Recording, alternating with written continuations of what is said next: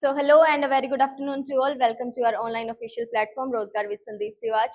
This is Gagan Arora, your nursing educator. आशा करते हैं आप सभी अच्छे हम स्वस्थ होंगे. आज हम लेकर आ गए हैं आपके लिए स्टाफ नर्स हरियाणा के लिए एक शानदार सा अनोटमी एंड फिजियोलॉजी से रिलेटेड एक अच्छा सा सेशन, जिसमें कि हम अनोटमी और फिजियोलॉजी से रिलेटेड अपने टॉपिक जो है स्टार्ट करने वाले हैं. आज की इस वीडियो में जो है हम डिस्कस करेंगे फिजियोलॉजी ऑफ रेस्पिरेशन से. इस सेशन के बाद मुझे नहीं लगता आपको कोई डाउट अनोटमी और फिजियोलॉजी से रिलेटेड जो है रहेगा. तो चलिए स्टार्ट करते हैं आज के सेशन को. तो आज के सेशन का हमारा टॉपिक है जो कि है physiology of respiration. Physiology of respiration.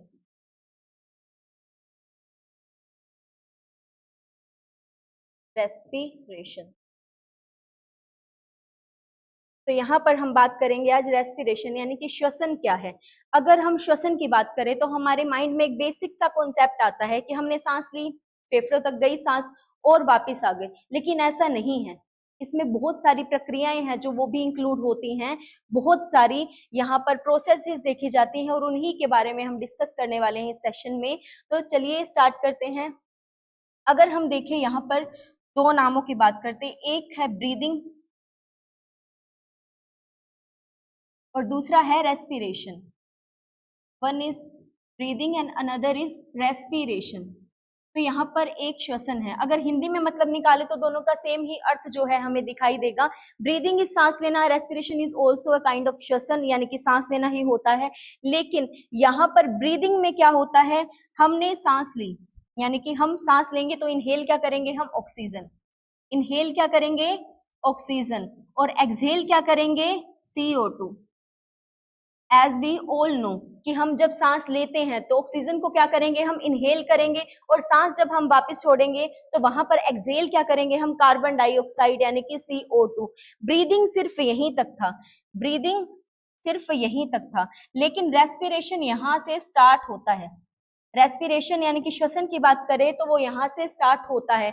अर्थ दोनों का सेम निकलेगा, ब्रीदिंग और रेस्पिरेशन का. लेकिन यहाँ पर मेजर डिफरेंस है कि ब्रीदिंग या सांस लेना क्या होता है, सिर्फ इनहेल करना ऑक्सीजन को और एक्सहेल करना CO2 यानी कि कार्बन डाइऑक्साइड को. लेकिन रेस्पिरेशन क्या है, एक प्रक्रिया है यानी कि क्या है, ये एक प्रोसेस है जो कि कहाँ से स्टार्ट होती है, ऑक्सीडेशन होता है. इसमें क्या होता है, ऑक्सीडेशन यानी कि ऑक्सीकरण की प्रक्रिया देखी जाती है. किसका ऑक्सीकरण होता है, फूड का. तो हमें पता है ऑक्सीजन एल्वोलाइज के बाद कहाँ पर एंटर कर जाती है, ब्लड में. और ब्लड में क्या होता है, ग्लूकोज प्रेजेंट होता है. क्या होता है, ग्लूकोज प्रेजेंट होता है. ग्लूकोज का फॉर्मूला है C6H12O6.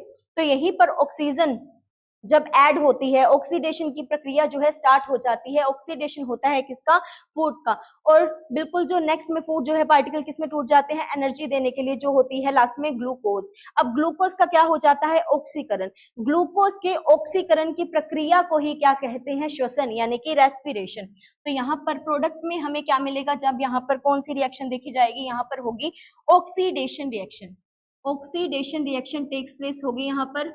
और यहाँ पर क्या देखा जाएगा, यहाँ पर जो हमारा प्रोडक्ट बनेगा वो आएगा CO2, H2O प्लस में रिलीज होगी energy in the form of ATP. In the form of ATP. अब ATP की फुल फॉर्म क्या है, ATP की फुल फॉर्म है एडिनोसाइन ट्राइफॉस्फेट. क्या होती है, एडिनोसाइन ट्राइफॉस्फेट. Adenosine triphosphate. तो यहाँ पर हमने देखी ATP की फुल फॉर्म क्या होती है, एडिनोसाइन ट्राइफॉस्फेट. एनर्जी रिलीज होती है, हमारा शरीर ऊर्जा को खर्च करता है किसकी फॉर्म में, ATP यानी कि एडिनोसाइन ट्राइफॉस्फेट की फॉर्म में. अब ATP तो रिलीज होते हैं, लेकिन कितने ATP रिलीज होते हैं, यहाँ पर होते हैं 36 से 38 ATP रिलीज. कितने होते हैं, 36 से 38 ATP रिलीज होते हैं इस रेस्पिरेशन की पूरी प्रक्रिया के दौरान. अभी कितनी कैलोरीज बनती है, तो यहाँ पर ये बनती है हमारी 673 किलो कैलोरीज. कितनी बनती है, एनर्जी बनती है यहाँ पर 673 kcal. तो यहाँ पर रेस्पिरेशन कौन सी प्रोसेस है, यहाँ पर ऑक्सीडेशन रिएक्शन देखी गई. तो रेस्पिरेशन अगर कोई हमसे पूछे तो हमारी रेस्पिरेशन कैसी प्रक्रिया है, रेस्पिरेशन है हमारी केमिकल प्रोसेस. रेस्पिरेशन क्या है, हमारी केमिकल प्रोसेस है. कैसी अभिक्रिया है, रासायनिक अभिक्रिया है. लेकिन यहीं पर कोई ब्रीदिंग पूछे तो ये है हमारी फिजिकल रिएक्शन. कैसी रिएक्शन है, फिजिकल रिएक्शन है. ब्रीदिंग हमारी फिजिकल रिएक्शन है और हमारी जो रेस्पिरेशन है वो कैसी रिएक्शन है, हमारी केमिकल रिएक्शन है। तो होप आपको दोनों में जो डिफरेंस है वो समझ आ गया होगा। अब हम बात करेंगे रेस्पिरेटरी ऑर्गन्स की, रेस्पिरेटरी ऑर्गन्स की। उससे पहले हम देखेंगे एक स्ट्रक्चर जो किसका है, हमारा रेस्पिरेटरी ऑर्गन्स का। यहाँ पर श्वसन के लिए अलग अलग ऑर्गन्स काम करते हैं, जिनको हम क्या बोलते हैं, रेस्पिरेटरी ऑर्गन, यानी कि श्वसन के अंग। अब श्वसन के अंग क्या होंगे, वे अंग जो श्वसन में सहायक हैं उनको हम क्या करेंगे, क्या कहेंगे, श्वसन के अंग, यानी कि respiratory organ. That organ which are essential to perform any respiratory related activities are called as respiratory organ. तो श्वसन के अंग कौन से होंगे। अब श्वसन स्टार्ट कहाँ से होता है, श्वसन स्टार्ट कहाँ से होता है, हमने सांस ली तो सांस कहाँ से लेंगे, नोज से। सांस कहाँ से लेंगे, नोज से, ठीक है, यानी कि नाक से। उसके बाद नाक से जो एयर है वो कहाँ जाएगी, नासाद्वार यानी कि नोस्ट्रिल्स तक। नोस्ट्रिल्स के बाद जो एयर है वो जाएगी एक कॉमन हिस्से में जिसको हम बोलते हैं फेरिंग्स। क्या बोलते हैं, फेरिंग्स बोलते हैं। अब फेरिंग्स के बाद जो एयर है जो हम इनहेल कर रहे हैं ऑक्सीजन, वो कहाँ जाएगी, लैरिंग्स वाले पार्ट तक। कहाँ जाएगी, लैरिंग्स वाले पार्ट तक। अब लैरिंग्स था वॉइस बॉक्स, क्या होता है लैरिंग्स, वॉइस बॉक्स। अब लैरिंग्स के बाद जो एयर है वो एंटर कर जाएगी ट्रैकिया के अंदर। कहाँ कर जाएगी, ट्रैकिया के अंदर एंटर कर जाएगी। अब ट्रैकिया के बाद जो एयर है, ट्रैकिया यहाँ से दो हिस्सों में टूट जाएगी। ट्रैकिया क्या होती है, विंड पाइप होती है जो यहाँ से दो हिस्सों में टूट जाएगी। एक जाएगी राइट वाले फेफड़े के अंदर और दूसरी जाएगी लेफ्ट वाले फेफड़े के अंदर। यहाँ पर यही ट्रैकिया दो हिस्सों में टूट जाएगी। अब ये टूट गई, जैसे यहाँ पर ये ट्रैकिया थी, ये दो हिस्सों में टूट गई।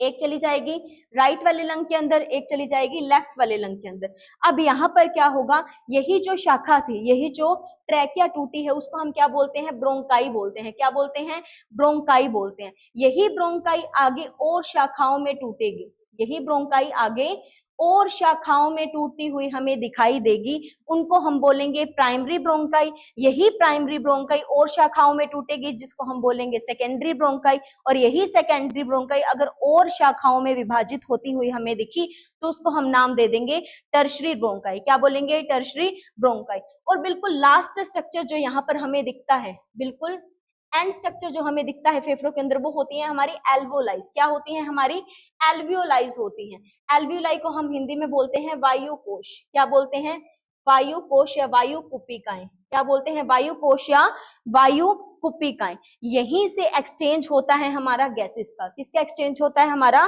गैसेस का। अब यहाँ पर एक बार फिर से देखेंगे, हमने सांस ली, कहाँ से ली, नाक से, ठीक है।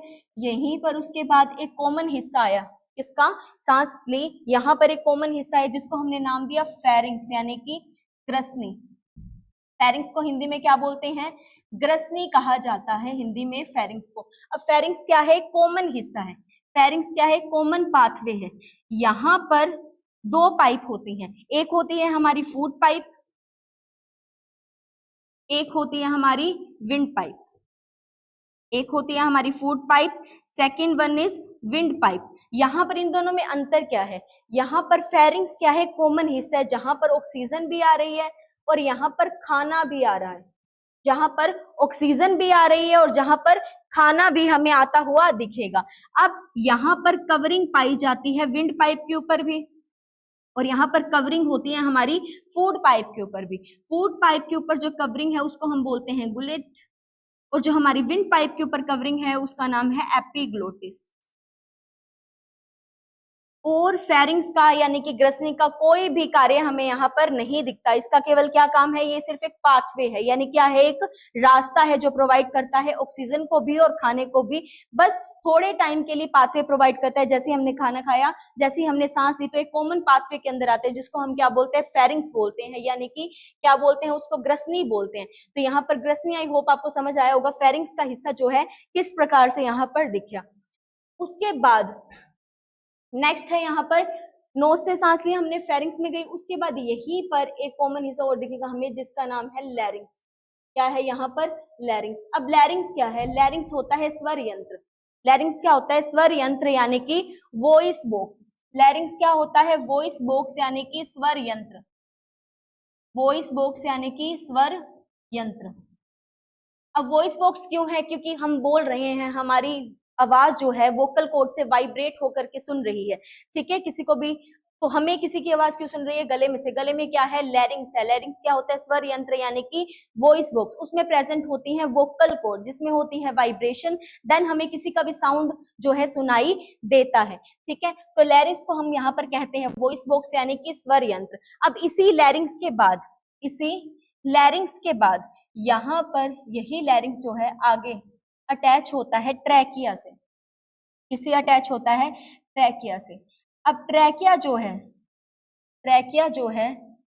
क्या है? विंड पाइप है। ट्रैकिया क्या है? हमारी विंड पाइप है। यहीं पर ट्रैकिया क्या है? विंड पाइप यानी कि श्वास नली है। कौन सी नली है? श्वास नली है, जिसका हम नाम क्या देते हैं? ट्रैकिया। क्या है यहाँ पर? ट्रैकिया। इसी ट्रैकिया के ऊपर सी शेप की रिंग्स पाई जाती है। इसी ट्रैकिया के ऊपर सी शेप की रिंग पाई जाती है जो कि कार्टिलेज की बनी हुई होती है। जो कि किसकी बनी हुई होती है? कार्टिलेज की बनी होती है। अब कौन से कार्टिलेज की बनी होती है? तो ये हमारी बनी होती है सी शेप रिंग जो है हाइलिन कार्टिलेज की बनी होती है। सी शेप रिंग किसकी बनी होती है? हाइलिन कार्टिलेज की बनी हुई हमें यहाँ पर दिखती है। कौन सा कार्टिलेज है? Hyaline cartilage.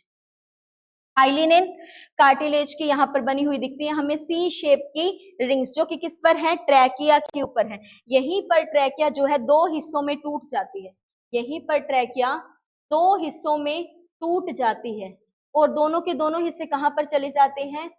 लंग्स के अंदर। कहाँ चले जाते हैं?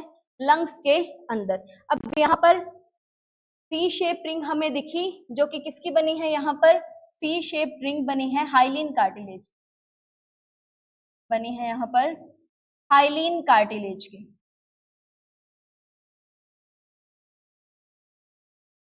और यहाँ पर दोबारा से जो है स्टार्ट हो गया। यहाँ पर होगा हमारा राइट लंग और यहाँ पर होगा हमारा लेफ्ट लंग। एक है हमारा राइट लंग और ये है हमारा लेफ्ट लंग। अब यहाँ पर हम देखेंगे इन्हीं लंग्स के ऊपर एक कवरिंग भी दिखती है। इन्हीं लंग्स के ऊपर एक कवरिंग भी जो है हमें दिखती है। वो किसकी कवरिंग होती है? इन्हीं लंग्स के ऊपर हमें क्या दिखती है? कवरिंग दिखती है, जिस कवरिंग को हम क्या बोलते हैं? प्लूरा। कवरिंग को क्या बोलते हैं हम? प्लूरा। ये है हमारा लेफ्ट लंग और यहाँ पर होगा हमारा राइट लंग।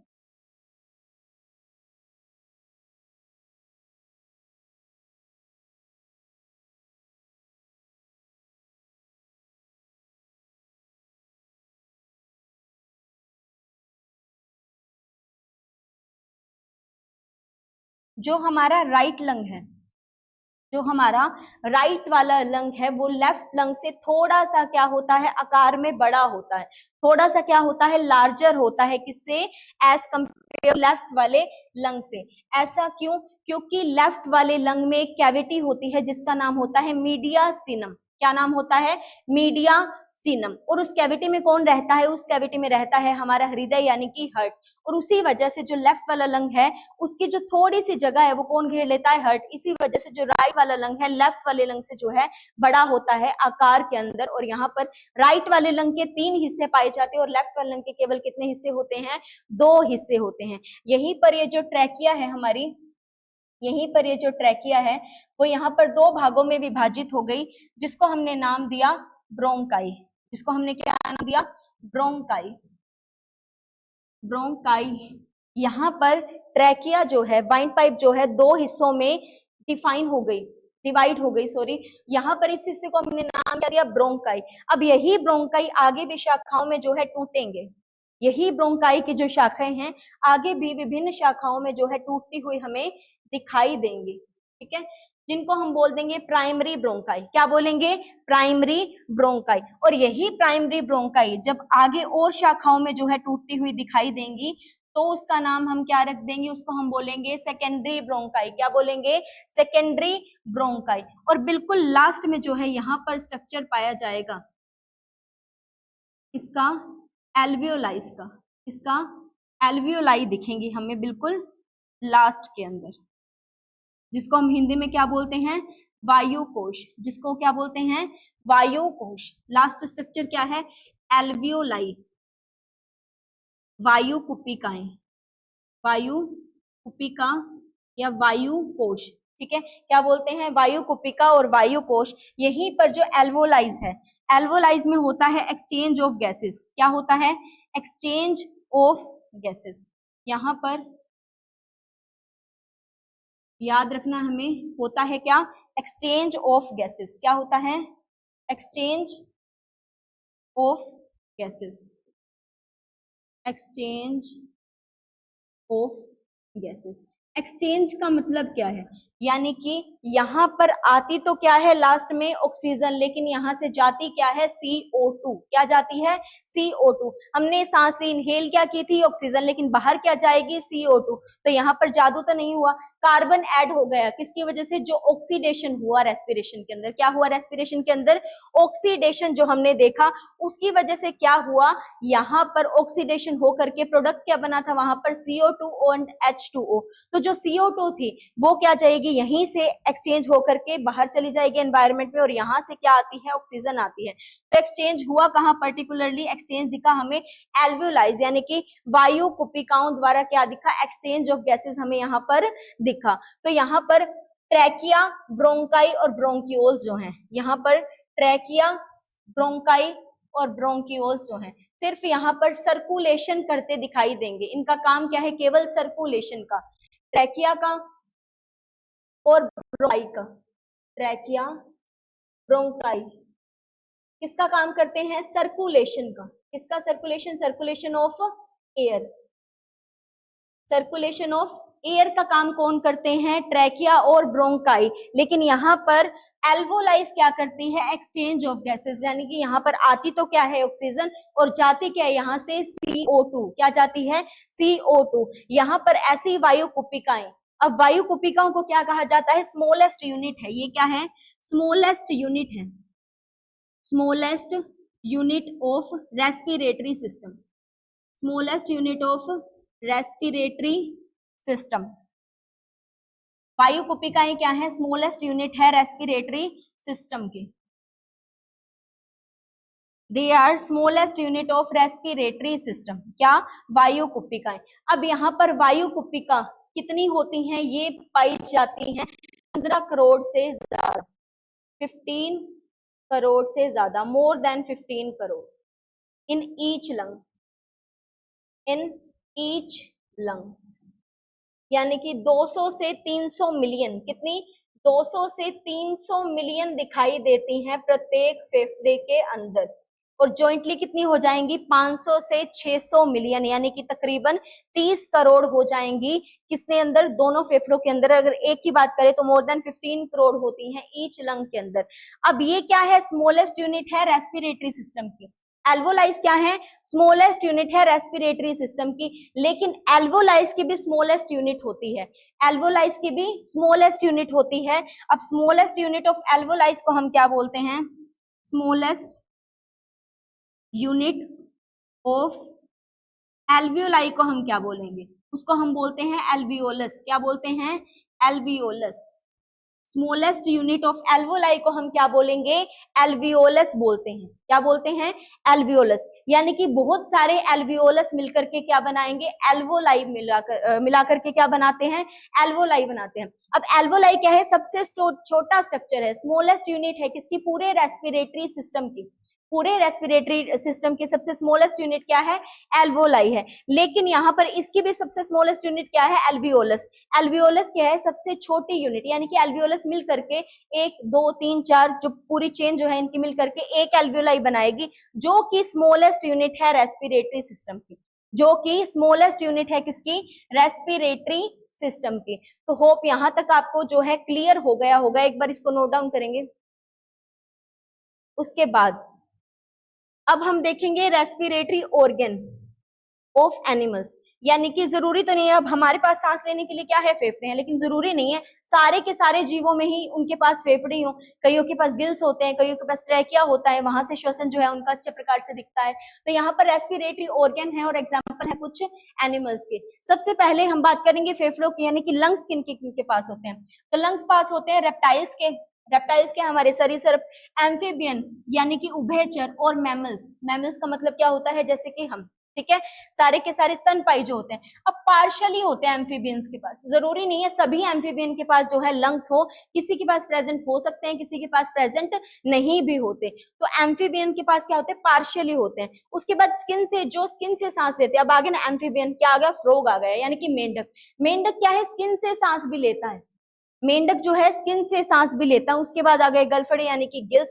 गिल्स किस किस के अंदर होते हैं, बोनी फिशेस, बोनी फिशेस के अंदर क्या पाए जाएंगे, गिल्स पाए जाएंगे। जो कार्टिलेजिनियस फिशेस होती है यानी कि कार्टिलेज होते हैं जिनके शरीर में प्रेजेंट, जैसे कि हमारी शार्क, जो टेडपोल्स होते हैं, प्रॉन्स होते हैं, सभी के अंदर जो काम करेंगे, कौन से रेस्पिरेटरी ऑर्गन काम करेंगे, यहाँ पर गिल्स काम करेंगे। देन है हमारा ट्रैकिया। ट्रैकिया किसके अंदर, सारे के सारे जो इंसेक्ट है जैसे कि ग्रास होपर है, सेंटीपाइड्स है, मिलीपीड्स है, सभी के अंदर क्या होते हैं, यहाँ पर ट्रैकिया पाया जाएगा। ट्रैकिया से श्वसन देखा जाएगा। किससे देखा जाएगा श्वसन, ट्रैकिया से देखा जाएगा। देन बॉडी सरफेस से यानी कि डिफ्यूजन से, यानी कि विसरण क्रिया से, विसरण क्रिया से या बॉडी के सरफेस से कौन देंगे, जो सांस जो है अपनी पूरी करेंगे, पूरी उस प्रक्रिया को। सीलेंट्रेट सारे के सारे जैसे कि हाइड्रा, पोरीफेरा, जिनके शरीर पर पोर्स होते हैं, that's why they are called porifera, ठीक है। प्रोटोजोन्स है सारे के सारे, किससे सांस लेंगे, सारे के सारे अपने बॉडी सरफेस से डिफ्यूजन करके जो है अपने सांस की जो पूरी क्रिया है उसको पूरा करते हैं। बुक लंग्स किसके पास होते हैं, जैसे स्पाइडर होते हैं, सारे के सारे यानी कि स्कॉर्पियंस होते हैं, जो भी बिच्छू होते हैं, सारे के सारे के पास क्या होते हैं, बुक लंग्स होते हैं। देन बुक गिल्स किसके पास होते हैं, जो किंग क्रेब्स होते हैं, क्या होते हैं, किंग क्रैब होते हैं यानी कि केकड़े होते हैं। मेंटल कैविटी मोलस्क यानी कि इनवर्टिब्रेट, ऑक्टोपस एंड पाइला, ठीक है, इनके पास क्या होते हैं, मेंटल कैविटी होती है। यहाँ पर एयर ब्लैडर किनके पास होते हैं, बोनी फिशेस के पास। लंग्स भी होते हैं और एयर सेक्स दोनों होते हैं किनके पास, बर्ड्स यानी कि पक्षियों के पास। देन क्लोकल रेस्पिरेशन किनमें, सम टर्टल्स यानी कि कछुए जो होते हैं उनके पास होता है। और यहाँ पर बकोफेरेंजियल कैविटी किनके पास होती है, यानी कि दोनों फेरेंजियल कैविटी किसके पास होती है, फ्रॉग्स यानी कि मेंढक के पास। तो एक बार इसको देखेंगे,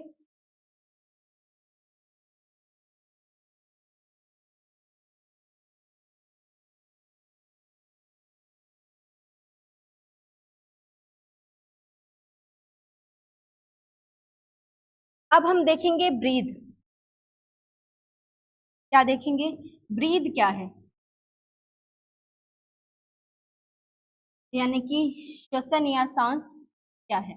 अब अगर हम ब्रीद की बात करें, यानी कि हमने सांस ली, तो एक सांस में कितनी प्रक्रियाएं इंक्लूड होती हैं। सांस में हमने इंक्लूड किया है इंस्पिरेशन भी, क्या इंक्लूड किया है, इंस्पिरेशन भी,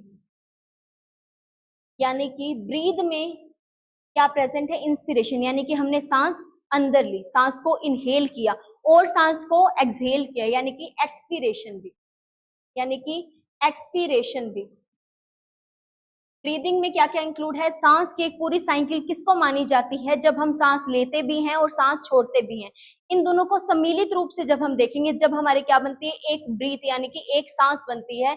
जब हम सांस ले भी रहे हैं उसी साइकिल में सांस हम छोड़ भी रहे हैं, तो जब हम सांस लेते हैं तो हमें लगता है 2 सेकंड का वक्त, तकरीबन कितने, ऑन एवरेज 2 सेकंड का वक्त लगता है सांस लेने में, इनहेल करने में, फेफड़ों तक पहुंचाने में। और जब हम सांस को एक्सहेल करते हैं यानी कि बाहर छोड़ते हैं, तब हमें लगता है तकरीबन 3 सेकंड का वक्त। कितना लगता है, तकरीबन 3 सेकंड का वक्त लगता है जब हम सांस को क्या है, बाहर छोड़ते हैं। तो सम्मिलित रूप से एक सांस की जो दर है वो क्या होती है, उसमें इंस्पिरेशन भी आएगा और एक्सपिरेशन भी आएगा, यानी कि टोटल 5 सेकंड लगते हैं ऑन एवरेज ह्यूमन को एक सांस की साइकिल को क्या करने के लिए, कंप्लीट करने के लिए। तो सांस में क्या होता है, सांस सम्मिलित होती है, सांस सम्मिलित रूप से देखी जाती है, देखी जाती है, ठीक है। इसमें इंस्पिरेशन भी होता है और एक्सपीरेशन भी होता है, दोनों की दोनों प्रोसेसेस क्या होती हैं, इसमें इंक्लूड होती हैं। अकेला इंस्पिरेशन नहीं है, अकेला एक्सपीरेशन नहीं है, दोनों को जब हम इंक्लूड करेंगे तब हम क्या बनेंगे, एक सांस जो है हमारी बनती है। और मिनिममली कितने सेकंड हो गए, ये 5 सेकंड हो गए एक सांस के लिए। तो यहाँ पर देखेंगे ब्रीद रेट कितना है एडल्ट के लिए, एडल्ट के लिए ब्रीद रेट कितना है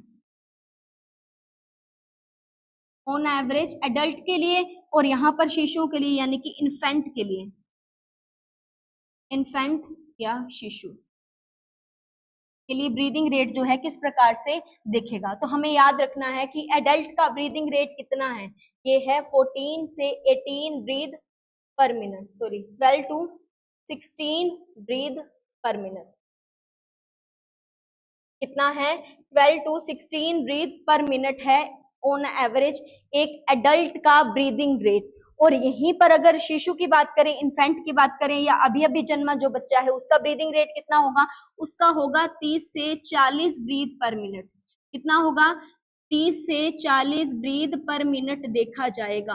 क्यों देखा जाएगा, तो हम याद रखेंगे ब्रीदिंग रेट किस पर डिपेंड करता है, जितना आकार होगा एक व्यक्ति का, एक जीव का जितना आकार होगा उस पर ब्रीदिंग रेट जो है निर्भर करता है। कैसे करता है, अगर मान लीजिए कोई छोटा सा जानवर है तो वहां पर जैसे खरगोश और हाथी की बात करें तो हाथी का शरीर ही कितना बड़ा है, अगर ऑक्सीजन को सर्कुलेट होना है बॉडी में तो किसके पास जाएगी, हार्ट के पास जाएगी, क्योंकि ब्लड को पंप कौन करता है, हार्ट करता है। तो वहां पर उसको पंप करने के लिए ऑक्सीजन, पूरे शरीर हाथी का क्या है, बहुत ज्यादा बड़ा है, तो वहां पर आकार के बड़े होने की वजह से ऑक्सीजन को पंप होने में ज्यादा टाइम लगेगा, ठीक है। और वहीं पर एक खरगोश है तो उसके शरीर कितना होता है, छोटा सा होता है हाथी के मुकाबले, तो वहां पर ऑक्सीजन अच्छे से पंप हो सकती है ब्लड के जरिए, ठीक है। वहां पर उसके शरीर का आकार है जो वो छोटा है, इसलिए वहां पर ऑक्सीजन जो है अच्छे से पंप हो पाएगी।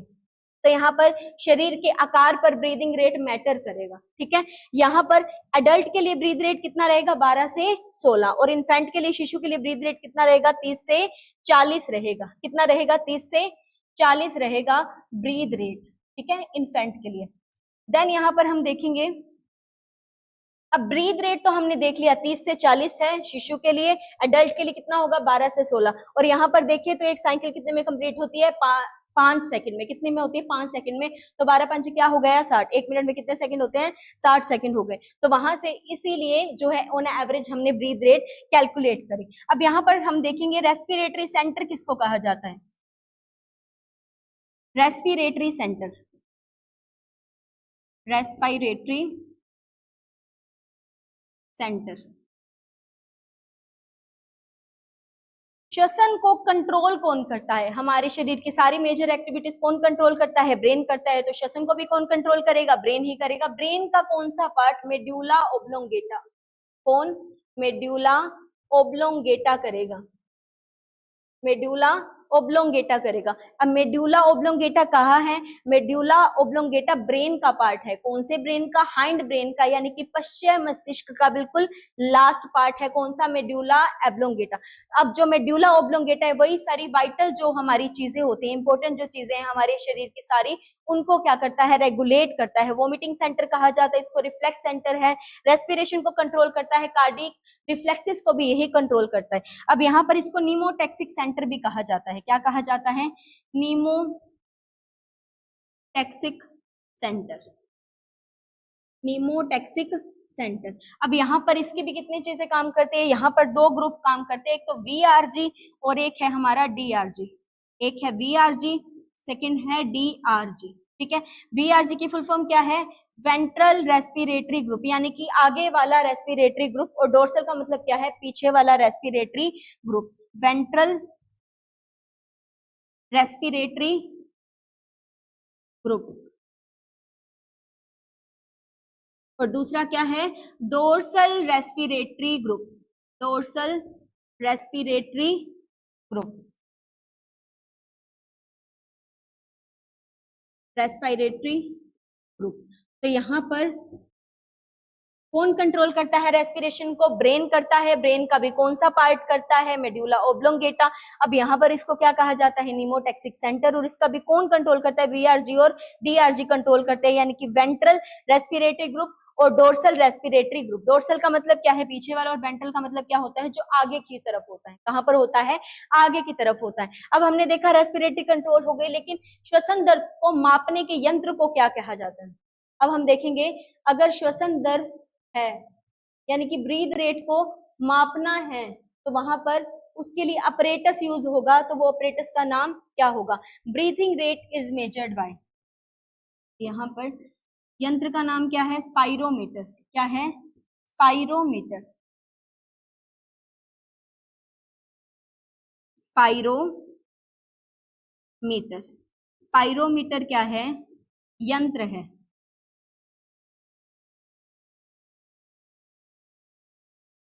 रेट मेजर करने का।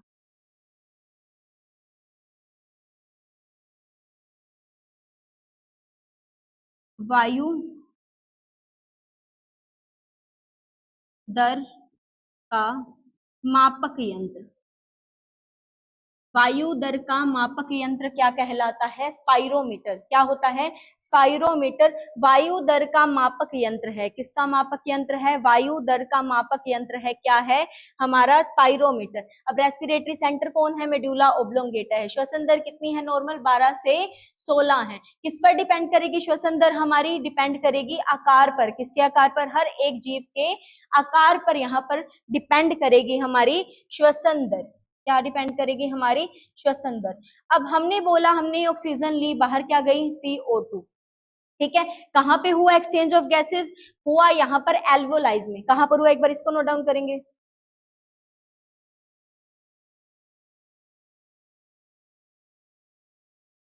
अब हम यहाँ पर देखेंगे रेशियो ऑफ गैसेस को। इसको देखेंगे। नेक्स्ट हम देखेंगे रेशियो ऑफ गैसेस को। गैसेस को यानी कि गैसेस का रेशियो किस प्रकार से दिखता है? रेशियो ऑफ गैसेस को। रेशियो का मतलब क्या है? रेशियो का मतलब है हम सांस ले रहे हैं तो उसको हम क्या बोलेंगे? इंस्पिरेशन। क्या बोलेंगे उसको हम? इंस्पिरेशन। हम सांस छोड़ रहे हैं तो उसको हम क्या बोलेंगे? एक्सपिरेशन। सांस हमने ली इज इंस्पिरेशन, सांस हमने छोड़ी इट्स एक्सपीरेशन। ठीक है, सांस ली इंस्पिरेशन, सांस छोड़ी निश्वसन यानी कि एक्सपीरेशन। तो यहाँ पर अगर हम देखें इंस्पिरेशन हमने की यानी कि सांस हमने अंदर ली। अब हम इनहेल क्या करते हैं? ऑक्सीजन, हमने तो ये सुना है। और एक्सहेल क्या करते हैं? CO2। लेकिन ऐसा तो नहीं है कि एटमॉस्फेयर में केवल ऑक्सीजन ही है। ऐसा तो नहीं है कि वहां पर ऑक्सीजन ही है या हमारे नाक में कुछ ऐसा सिस्टम है कि सिर्फ ऑक्सीजन ही अंदर जा सकती है। यहाँ पर तो नाइट्रोजन भी प्रेजेंट है। ठीक है, यहाँ पर क्या प्रेजेंट है? नाइट्रोजन भी प्रेजेंट है एटमॉस्फेयर में। एटमॉस्फेयर में CO2 भी प्रेजेंट है। एटमॉस्फेयर में और भी गैसेस हैं, लेकिन यहाँ पर ऑक्सीजन ही क्यों इनहेल करें? ऐसा नहीं है। जब हम इनहेलेशन करते हैं यानी कि सांस को अंदर की तरफ खींचते हैं तो वहां पर नाइट्रोजन भी अंदर जाती है। नाइट्रोजन भी अंदर जाती है, वहां पर ऑक्सीजन भी अंदर जाएगी और वहां पर कार्बन डाइऑक्साइड भी अंदर जाएगी। ठीक है, वहां पर कार्बन डाइऑक्साइड भी अंदर जाएगी। और ऐसे ही जैसे हम एक्सपायर करेंगे यानी कि एक्सपायरेशन करेंगे किसको? हमारी एयर को, तो वहां पर नाइट्रोजन भी बाहर आएगी, वहां पर ऑक्सीजन भी बाहर आएगी और वहां पर CO2 भी बाहर आएगी। ठीक है, नाइट्रोजन भी आएगी, ऑक्सीजन भी आएगी, CO2 भी आएगी और अंदर भी क्या जाएगी? नाइट्रोजन भी जाएगी, ऑक्सीजन भी जाएगी, CO2 भी जाएगी। क्योंकि एटमॉस्फेयर में सारी की सारी गैसेस प्रेजेंट है। ऐसा नहीं है कि ये गैस प्रेजेंट है और या फिर हमारे नाक में कोई ऐसा यंत्र है जो सिर्फ ऑक्सीजन को ही अंदर खींचेगा। तो यहाँ पर किस प्रकार से दिखते हैं? हमें पता है एटमॉस्फेयर के अंदर जो है हमारी नाइट्रोजन कितने प्रतिशत है? 78%। कितनी है? 78%। ऑक्सीजन कितनी है? 21%। कितनी है? 21%। और पूरा बिल्कुल एक्यूरेट तो है 20.98, बट 21 हम लेकर के चल सकते हैं। CO2 बहुत ही कम है, 0.04%। कितनी है? 0.04%। अब यहाँ पर जब हमने सांस ली यानी कि एटमॉस्फेयर में एयर थी, उसका कुछ टेम्परेचर भी था, उसमें नमी यानी कि ह्यूमिडिटी भी थी, आर्द्रता भी थी। ह्यूमिडिटी को क्या बोलते हैं? नमी या आर्द्रता। तो यहाँ पर जब हमने सांस ली तो वहां पर टेम्परेचर क्या था? अब ये नहीं है, जरूरी नहीं है सेम ही टेम्परेचर हो। जब हम सांस ले रहे हैं क्या पता बाहर का मौसम ठंडा है, बाहर बारिश आ रही है, बाहर गर्मी पड़ रही है, बाहर ओले पड़ रहे हैं, तो यहाँ पर टेम्परेचर जो है बदलता रहता है। ठीक है, यहाँ पर क्या रहेगा? ये डिफरेंट रहता है हमेशा। क्या रहेगा? डिफरेंट रहेगा हमेशा। टेम्परेचर जो है अलग दिखाई देगा। और ह्यूमिडिटी भी कैसी होगी? जरूरी नहीं है, अगर ठंडा मौसम है तो ज्यादा ह्यूमिडिटी है एयर में, अगर गर्मी का मौसम है तो नमी जो है, आर्द्रता जो है कम हो जाती है एयर में। अब यहाँ पर ह्यूमिडिटी भी कैसी होती है? अनसैचुरेटेड होती है। कैसी होती है? अनसैचुरेटेड होती है। अनसैचुरेटेड होती है, यानी कि सैचुरेटेड नहीं है, कैसे भी हो सकती है, नमी कम भी हो सकती है, ज्यादा भी हो सकती है। लेकिन यहाँ पर हम याद रखेंगे कि यहाँ पर जब हम एक्सपायर करते हैं सांस को जब हम बाहर की तरफ जो है छोड़ते हैं तो क्या होता है, यहाँ पर नाइट्रोजन जो है कितने प्रतिशत हो जाएगी, तो नाइट्रोजन में हम याद रखेंगे कोई भी चेंज नहीं आता। तो क्वेश्चन इस टाइप से भी आ सकता है कि ऐसी कौन सी जो है गैस है जो हम इंस्पायर करते हैं और एक्सपायर करते हैं, जहां पर जिसके वॉल्यूम में कोई भी चेंज नहीं आता जो, तो करेक्ट आंसर हमारा क्या हो जाएगा, नाइट्रोजन। नाइट्रोजन जितनी है उतनी वैसी की वैसी ही बाहर आ जाती है, इसका कोई भी यूज हमारा रेस्पिरेटरी सिस्टम नहीं करता। तो यहाँ पर नाइट्रोजन कितनी बाहर आ जाएगी, 78% ही बाहर आ जाएगी। ऑक्सीजन कितनी आएगी, 16.6%। कितनी आ जाएगी, 16.6%। तो लगभग 4% ऑक्सीजन को हमारा रेस्पिरेटरी सिस्टम क्या है, ऑक्सीजन को यूज कर लेता है। अब यहाँ पर हम नेचुरल फिनोमिना पढ़ेंगे, हमने सांस ली, क्या आया, ऑक्सीजन, और वापस छोड़ेंगे जब किसकी मात्रा बढ़ जाती है, CO2 की, यानी कि CO2 कितनी थी, बिल्कुल 0.4% थी, लेकिन यहाँ पर CO2 कितनी हो जाएगी, 4%। कितनी हो जाएगी, 4%। तो हमें यही चीज जो है याद रखनी है। जब हमने इंस्पायर की थी एयर, यानी कि सांस जब अंदर ली थी तो किसका वॉल्यूम बढ़ा था, किसका वॉल्यूम ज्यादा था, ऑक्सीजन का। लेकिन हमने जब सांस बाहर छोड़ी तो किसका वॉल्यूम बढ़ गया, CO2 का। CO2 कितनी थी, CO2 थी हमारी 0.04%, लेकिन हो कितनी गई, 4% हो गई। तो यही चीज हमें याद रखनी है, ठीक है। ये बहुत ज्यादा इंपॉर्टेंट है कि जब हमने सांस ली तो क्या इनहेल करते हैं, ऑक्सीजन कितने परसेंट थी, 21%। जब हम एक्सपायर करेंगे यानी कि एक्सपायरी यानी कि एक्सपिरेशन करेंगे किसका, गैसेस का, तो यहाँ पर CO2 की दर जो है वो बढ़ जाती है। CO2 का वॉल्यूम क्या हो जाएगा, बढ़ जाएगा। कितना हो जाएगा, बढ़ करके 4% हो जाएगा। और टेम्परेचर की आगे अगर बात करें, टेम्परेचर और ह्यूमिडिटी, टेम्परेचर और ह्यूमिडिटी, तो हमें याद रखना है हमारा शरीर टेम्परेचर जो है किनका, गैसेस का, अपने शरीर के टेम्परेचर के अकॉर्डिंग कर लेता है, यानी कि कितना, लगभग 37 डिग्री सेल्सियस। अब ऐसा क्यों करता है, अगर टेम्परेचर मान लो एयर का ज्यादा होगा या कम होगा तो ब्रोंकाई जो रेस्पिरेटरी सिस्टम है, लंग्स है, उसमें क्या होने की ज्यादा चांसेस रहते हैं, इन्फेक्शन वहां पर हो सकता है। इसीलिए टेम्परेचर जो है मेंटेन कर लेता है हमारा शरीर 37 डिग्री सेल्सियस। कितना, 37 डिग्री सेल्सियस जो हमारे शरीर का नॉर्मल टेम्परेचर होता है। यहाँ पर वायु की दर भी कितनी हो जाएगी, 37 डिग्री सेल्सियस यहाँ पर हो जाएगी। ह्यूमिडिटी अनसैचुरेटेड थी, ये भी क्या हो जाएगी, सैचुरेटेड हो जाएगी। यानी कि अगर नमी की जरूरत होगी, अगर नमी की जरूरत होगी तो शरीर ऐड कर देगा उसमें, ठीक है, क्या बना देगा, इसको सैचुरेटेड बना देगा। और टेम्परेचर को कहां पर ले आएगा, अपने शरीर के नॉर्मल टेम्परेचर पर ले आएगा। श्वसन की दर को कितना, 37 डिग्री सेल्सियस पर ले आएगा, ताकि यहाँ से फेफड़ों को कोई इंफेक्शन जो है ना होने पाए। और CO2 यहाँ पर इसका दर बढ़ेगा और इंस्पिरेशन यानी कि ऑक्सीजन का दर क्या है, यहाँ पर कम हो जाएगा। लगभग 4% ऑक्सीजन जो है हमारे शरीर यहाँ पर यूज कर लेगा, क्या कर लेगा, लगभग 4% यूज कर लेगा हमारा शरीर normal activities, daily living activities को करने के लिए। अब यहाँ पर मैंने बोला ऑक्सीजन हमने इनहेल की और एक्सहेल क्या की, CO2। यहाँ पर ये हुआ कैसे, ऑक्सीजन हमने ली, कहां पर चली जाएगी, ऑक्सीजन ब्लड में चली जाएगी। कहां पर चली जाएगी, ब्लड के अंदर ऑक्सीजन जो है चली जाएगी। हमने ऑक्सीजन को इनहेल किया, कहां पर चली गई, ब्लड के अंदर चली गई। अब याद रखना है जो ब्लड की वॉल है, ब्लड की जो वॉल है और जो एल्वोलाई की वॉल है, इसकी ब्लड की और एल्वोलाई की क्या है, वॉल है, वो आपस में एक ही वॉल को शेयर करती हैं, यानी कि आपस में उनका सरफेस क्या है, सटा हुआ, यानी कि एक दूसरे से चिपका हुआ रहता है, कुछ इस प्रकार से, जैसा कि आपको स्ट्रक्चर में दिख रहा है, आप देख पा रहे हैं। ये है हमारी वॉल किसकी, एल्वोलाई की, जो एक्सटर्नल है, यानी कि एयर इन एंड आउट, यानी कि सांस अंदर, एयर अंदर आ रही है और यहीं से क्या जा रही है, वापस। और यहीं पर वॉल है हमारी किसकी, ब्लड वेसल की, किसकी, ब्लड वेसल की, जहां से ब्लड जो है आ रहा है कौन सा, डीऑक्सीजनेटेड, और क्या होकर के निकल रहा है, ऑक्सीजनेटेड होकर के निकल रहा है। अब ऐसा हो क्यों रहा है, ये अब हम देखेंगे। सबसे पहले ब्लड को पंप कौन करता है, ब्लड को पंप करता है हार्ट। ब्लड को पंप कौन करता है, हार्ट करता है, यानी कि हृदय करता है। अब हृदय तो करता है, कैसे करता है, अब हृदय में क्या है, जादू है। अब हृदय के पास सारा का सारा बॉडी का जो ब्लड है इकट्ठा होकर के जाता है, भैया हमें ऑक्सीजन चाहिए, लेकिन हृदय के पास ऑक्सीजन नहीं है।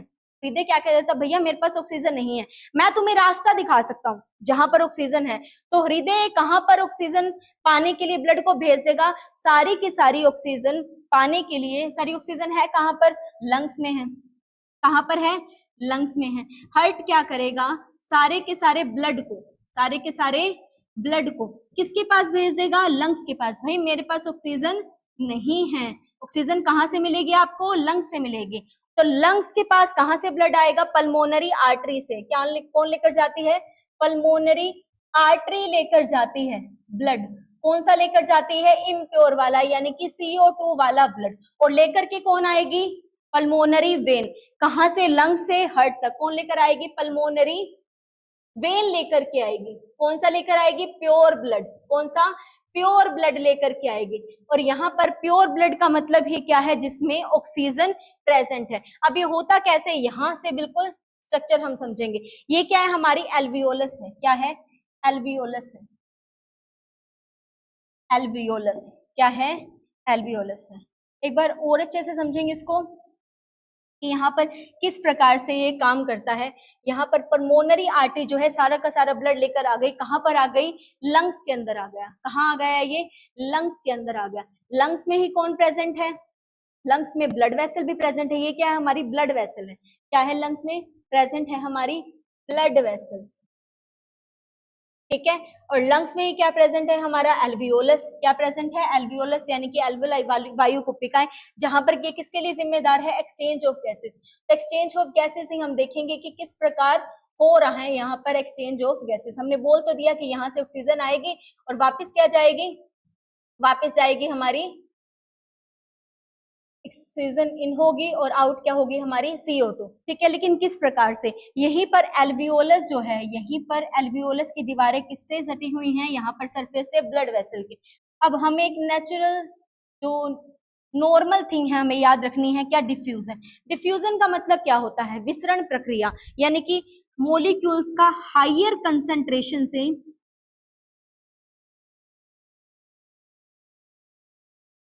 To lower concentration transmission, lower concentration तक का ट्रांसमिशन ही क्या कहलाता है, transmission of molecules from, molecules from higher concentration to lower concentration क्या कहलाता है, यहाँ पर डिफ्यूजन। क्या होता है, डिफ्यूजन। यहाँ पर देखी जाती है डिफ्यूजन की प्रक्रिया, यानी कि विसरण की प्रक्रिया। किस प्रकार से, हमें पता है, मैंने आपको अभी बताया था, एक बार फिर से देख लेंगे। जब हमने सांस ली, ठीक है, तो वहां पर ऑक्सीजन की मात्रा ज्यादा थी।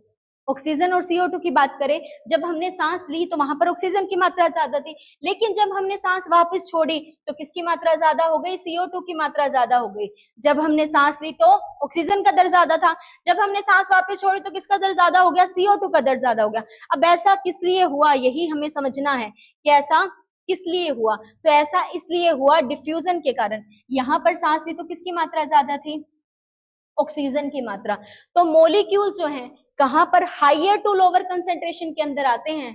किसके अंदर आते हैं, हायर टू लोअर कंसेंट्रेशन की तरह ट्रांसमिट होते हैं, यानी कि ट्रांसमिशन होता है उनका हायर कंसेंट्रेशन से लोअर कंसेंट्रेशन के अंदर। अगर यहाँ पर एटमॉस्फेयर में एल्वियोलस कहां से अटैच है, एटमॉस्फेयर से। एटमॉस्फेयर में किसकी दर ज्यादा थी, ऑक्सीजन की दर ज्यादा थी। तो ऑक्सीजन वाला सारा कहाँ आ जाएगा, ऑक्सीजन ब्लड वेसल्स के अंदर आ जाएगा। कहाँ आ जाएगी ऑक्सीजन, ब्लड वेसल्स के अंदर आ जाएगी। क्यों, क्योंकि एल्वियोलस में ऑक्सीजन की मात्रा क्या थी, ज्यादा थी। ब्लड वेसल में ऑक्सीजन की मात्रा क्या है, कम है। तो हायर कंसेंट्रेशन से कहाँ आएंगे, लोअर कंसेंट्रेशन के अंदर। यही हम CO2 की बात करें तो CO2 कहाँ पर जाता है, जो हमारा ब्लड है वहां पर CO2 ज्यादा है। ब्लड के अंदर CO2 क्या है, ज्यादा है, क्योंकि यहीं पर होती है ऑक्सीडेशन ऑफ, ठीक है, ऑक्सीडेशन होता है किसका, फूड का, तो उसी को हम रेस्पिरेशन बोलते हैं। यहाँ पर CO2 की मात्रा ज्यादा है तो CO2 कहाँ चला जाएगा, एल्वियोलस में चला जाएगा, और एल्वियोलस से कहाँ चला जाएगा, एक्सटर्नल इन्वायरमेंट में चला जाएगा। कहाँ चला जाएगा, एल्वियोलस से एक्सटर्नल इन्वायरमेंट में चला जाएगा। एक बार फिर से देखेंगे इसको।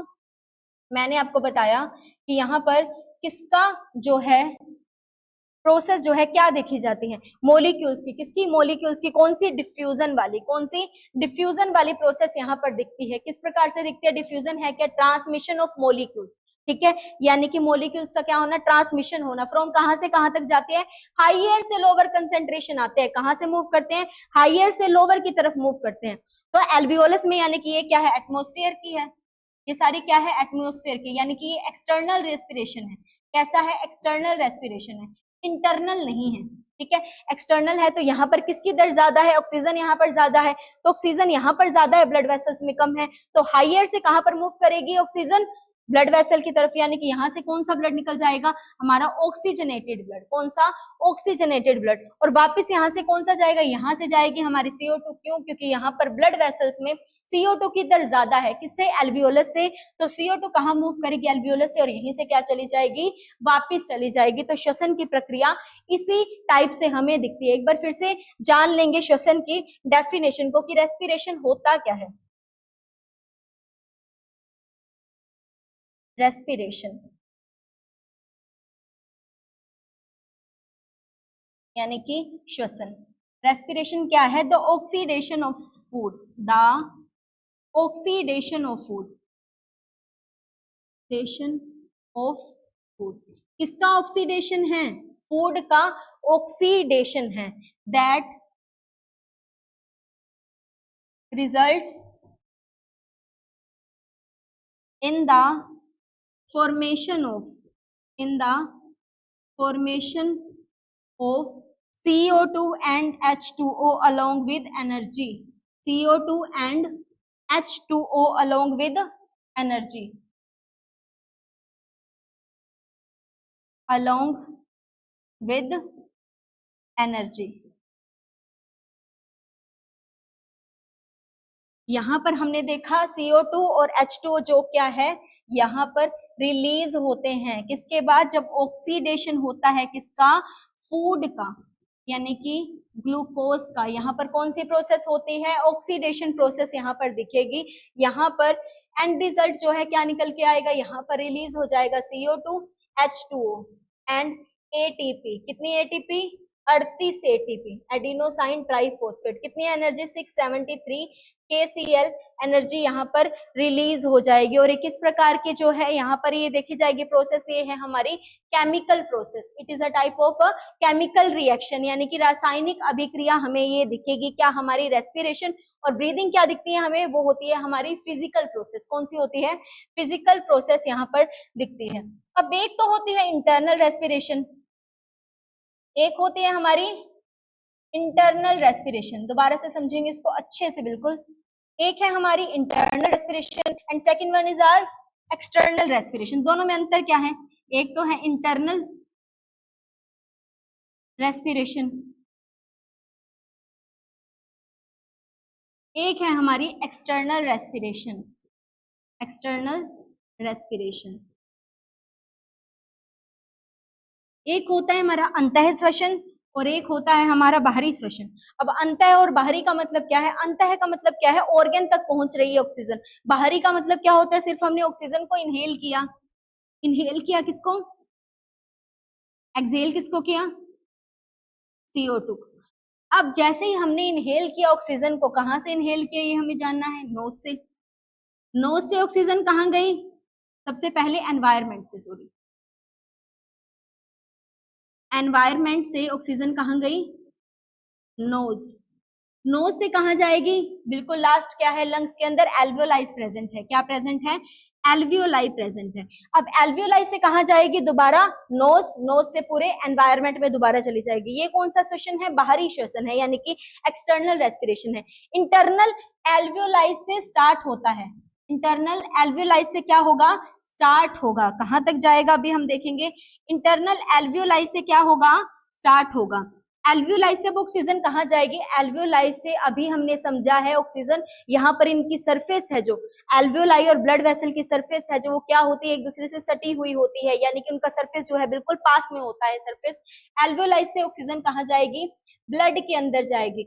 और ब्लड का तो काम ही है ऑक्सीजन को कहां तक पहुंचाना, हार्ट इसको ब्लड को पंप करेगा, कहां तक पहुंचाएगा, प्रत्येक उत्तक यानी कि टिश्यू तक, और प्रत्येक कोशिका यानी कि सेल तक। और यहाँ पर हमारा खत्म होता है क्या, इंटरनल रेस्पिरेशन। यहाँ पर ये है हमारा अंतः श्वसन यानी बॉडी के अंदर की बात, और यहाँ पर था हमारा बाहरी श्वसन, सिर्फ हमने सांस ली, एल्वियोलाइज तक गई, क्या आई, ऑक्सीजन इन हुई, oxygen in and CO2 is out. ये था हमारा कौन सा श्वसन, एक्सटर्नल रेस्पिरेशन। क्या था हमारा, एक्सटर्नल रेस्पिरेशन। और इंटरनल में क्या है, एल्वोलाई से स्टार्ट होगा, ब्लड टिश्यू एंड देन हर एक कोशिका हर एक सेल तक ऑक्सीजन जो है पर्याप्त मात्रा में पहुंच जाएगी और शरीर अपनी गतिविधियों को सुचारू रूप से चला पाएगा। तो यहाँ पर था ये हमारे इंटरनल और एक्सटर्नल रेस्पिरेशन। ये क्या है, इंटरनल और एक्सटर्नल रेस्पिरेशन। उससे पहले हमने क्या पढ़ा, ratio of gases, ratio of gases को। अब रेशियो का मतलब क्या था, कौन सी गैस जो है एक्सचेंज नहीं हुई, सिर्फ और सिर्फ नाइट्रोजन, जैसे कि जैसे हमारे शरीर में गई थी वैसे की वैसे क्या आ गई, बाहर आ गई। लेकिन ऑक्सीजन का दर क्या था, ज्यादा था इंस्पिरेशन के वक्त, और एक्सपिरेशन के वक्त किसका दर ज्यादा हो गया था, CO2 का दर यहाँ पर क्या हो गया था, ज्यादा हो गया था। किसमें ज्यादा हो गया था, एक्सपीरेशन में। अब हम पढ़ेंगे एक्सचेंज ऑफ गैसेस, हमने देख लिया। अब मैंने बोला ऑक्सीजन ब्लड में चली गई, ऑक्सीजन किसमें चली गई, ब्लड में चली गई। अब ब्लड में ऑक्सीजन कैसे चली गई, ब्लड में ऑक्सीजन कैसे चली गई, ऑक्सीजन की अगर हम नॉर्मल कैरेक्टरिस्टिक देखें तो ऑक्सीजन जो है वाटर में सोल्यूबल नहीं होती, वाटर में इनसोल्यूबल होती है। इनसोल्यूबल भी हम नहीं लिख सकते, पानी में कम सोल्यूबल होती है। ऑक्सीजन जो है वाटर में कम सोल्यूबल होती है या बहुत ही कम सोल्यूबल होती है, बहुत कम सोल्यूबल होती है। अब जब मैंने बोला कि जब ऑक्सीजन जो है पानी में घुलती ही नहीं, प्लाज्मा में घुलनशील ही नहीं है, ठीक है, तो वहां पर ऑक्सीजन गई कैसे ब्लड में, ऑक्सीजन आई तो, लेकिन ऑक्सीजन यहाँ पर ब्लड में आई, लेकिन ब्लड में क्या है, 55% तो प्लाज्मा है, बाकी 45% क्या है, ब्लड के सेल है, RBC है, WBC है, प्लेटलेट्स है, 55% तो प्लाज्मा है। प्लाज्मा में भी क्या है, प्रोटीन है, 8% जो होता है हमारा, 92% इसमें क्या है, वाटर इनटेक है। अब यहाँ पर प्लाज्मा में जब ये घुलनशील ही नहीं है तो ब्लड में ऐसा क्या पिगमेंट है जो ऑक्सीजन को क्या है, बांध कर रखता है, ठीक है। ब्लड में ऐसा कौन सा पिगमेंट है जो ऑक्सीजन को बांध कर रखता है, तो हमें याद रखना है कि ब्लड में क्या प्रेजेंट है, RBC, RBC में क्या प्रेजेंट है, हीमोग्लोबिन। तो यहाँ पर हीमोग्लोबिन की बात हम करेंगे, हीमोग्लोबिन, ब्लड में क्या प्रेजेंट है, हीमोग्लोबिन। तो ब्लड में प्रेजेंट हीमोग्लोबिन करता क्या है, ऑक्सीजन को बांधता है, ऑक्सीजन को बांधता है, ऑक्सीजन को कौन बांधता है, हीमोग्लोबिन बांधता है अपने साथ। अब ऑक्सीजन को कौन बांधेगा, हीमोग्लोबिन। ऑक्सीजन पानी में क्या होती है, इनसोल्यूबल होती है, तो हमें याद रखना है तकरीबन 1.5% ऑक्सीजन, 1.5% ऑक्सीजन जो है इससे प्लाज्मा में घुलती है, प्लाज्मा में घुलकर जाती है, घुलकर जाती है। लगभग 1.5% ऑक्सीजन प्लाज्मा में घुलकर जाती है और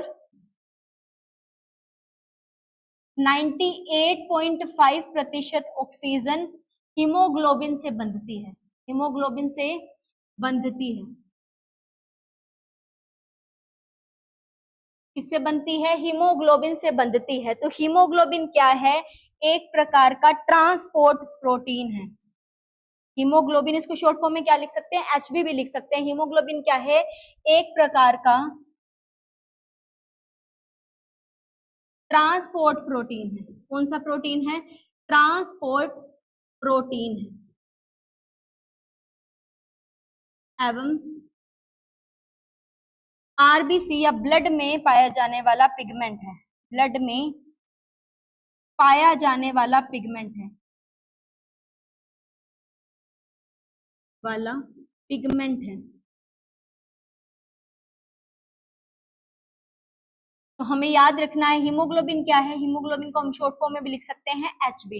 तो यहाँ पर ऑक्सीजन को कौन बांधता है, हीमोग्लोबिन। क्यों बांधता है ऑक्सीजन को, क्योंकि जो ऑक्सीजन है वाटर में इनसोल्यूबल होती है, घुलती ही नहीं है। तो लगभग 1.5% ऑक्सीजन को कौन घोलकर अपने साथ लेकर जाता है, ब्लड में प्लाज्मा, और बाकी की 98.5% ऑक्सीजन जो है हीमोग्लोबिन से बंधती है और सारे ब्लड में वाया ब्लड जो पूरी बॉडी में क्या होती है, सर्कुलेट होती है। हीमोग्लोबिन क्या है, ये एक प्रकार का ट्रांसपोर्ट प्रोटीन है। कौन सा प्रोटीन है, ट्रांसपोर्ट प्रोटीन है, एवं ब्लड में पाया जाने वाला एक क्या है, वर्णक है या पिगमेंट है। अब हम बात करेंगे अगर 1 ग्राम हीमोग्लोबिन की, 1 ग्राम हीमोग्लोबिन, तो 1 ग्राम हीमोग्लोबिन हमें याद रखना है 1.3 ml ऑक्सीजन से बंधता है। यानी कि एक मॉलिक्यूल किसका, हीमोग्लोबिन का 4 ऑक्सीजन के मॉलिक्यूल से बनता है। कितने ऑक्सीजन के मॉलिक्यूल, हीमोग्लोबिन से 4 ऑक्सीजन के मॉलिक्यूल क्या है, बंधते हैं और सर्कुलेट होते हैं via blood through out the body. यहाँ पर कितने मॉलिक्यूल हैं, 4 मॉलिक्यूल हैं। किसके हैं, ऑक्सीजन के। किससे बंध रहे हैं, हीमोग्लोबिन से। 4 मॉलिक्यूल किसके, ऑक्सीजन के। अगर ग्राम में बात करें, 1 ग्राम हीमोग्लोबिन कितने % ऑक्सीजन को जो है कंटेन करेगा, बंधेंगे 1.3 ml ऑक्सीजन जो है इससे बंधेगी। तो ये क्या है, हीमोग्लोबिन के बारे में। हीमोग्लोबिन है कि एक प्रकार का ट्रांसपोर्ट प्रोटीन है। कौन सा प्रोटीन है, ट्रांसपोर्ट प्रोटीन है हीमोग्लोबिन।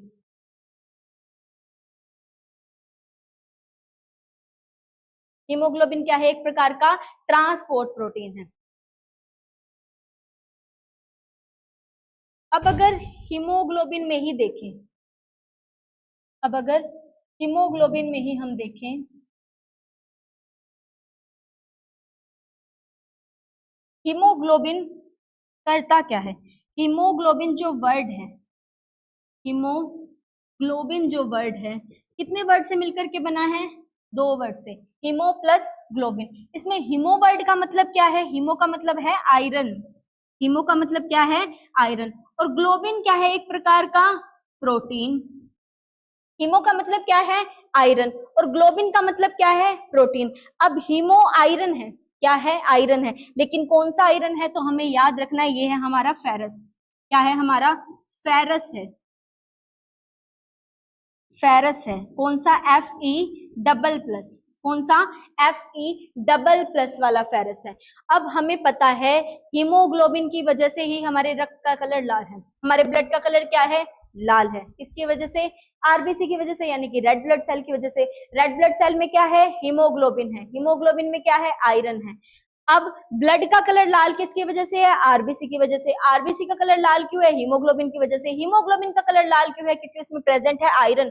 आयरन भी कौन सा, फेरस वाला। हमें याद रखना है हीमोग्लोबिन में आयरन है, जिसकी वजह से रक्त का कलर क्या है, लाल है। और यहाँ पर आयरन है भी तो कौन सा है, फेरस है। कौन सा है, फेरस है, Fe++ वाला। कौन सा, Fe++ वाला। और यहीं पर ये ऑक्सीजन से बंधकर इसका नाम क्या बन जाता है, ऑक्सी हीमोग्लोबिन। ऑक्सी हीमोग्लोबिन क्या कहेंगे, अभी हम इसको ऑक्सी हीमोग्लोबिन कहेंगे। यानी कि ऑक्सीजन के साथ ऐड हो गया, क्या बन गया, हीमोग्लोबिन बन गया, इसीलिए इसका नाम क्या हो गया, ऑक्सी हीमोग्लोबिन। देन हम देखेंगे अगर ये फेरस ऑक्सीडाइज हो गया, यही फेरस क्या हो जाता है, ऑक्सीडाइज हो जाता है, यही फेरस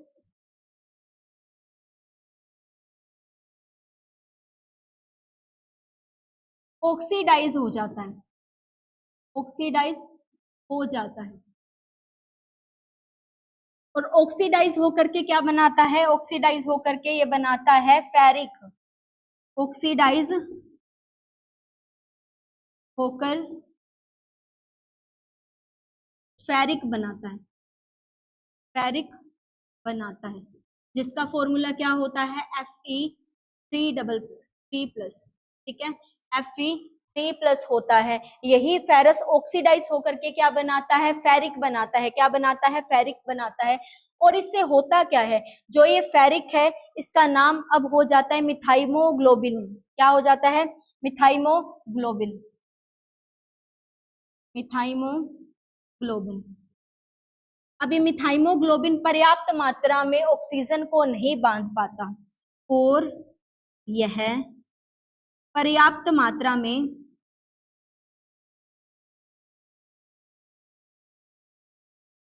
ऑक्सीजन को नहीं बांध पाता,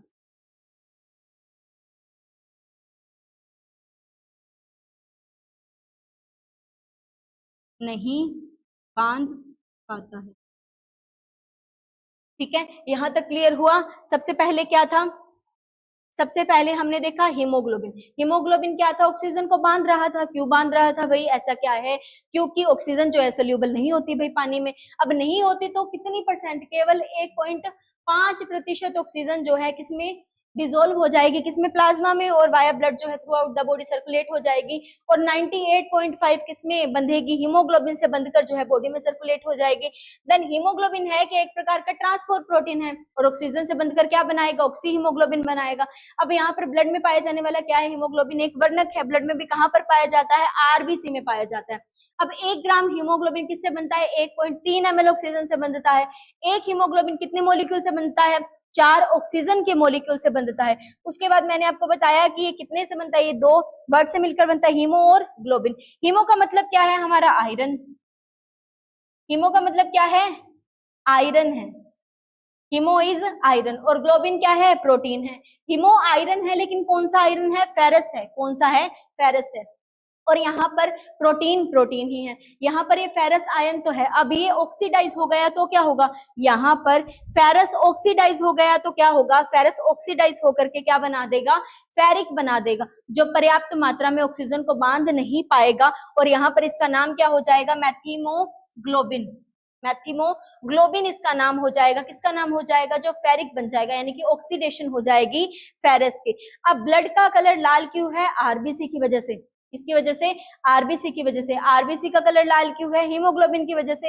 हीमोग्लोबिन का कलर लाल क्यों है, that is because of iron present in haemoglobin. ठीक है, कौन सा, which type of iron is present in haemoglobin, there is, कौन सा आयरन है, वहां पर है फेरस। कौन सा है, फेरस, Fe++ वाला।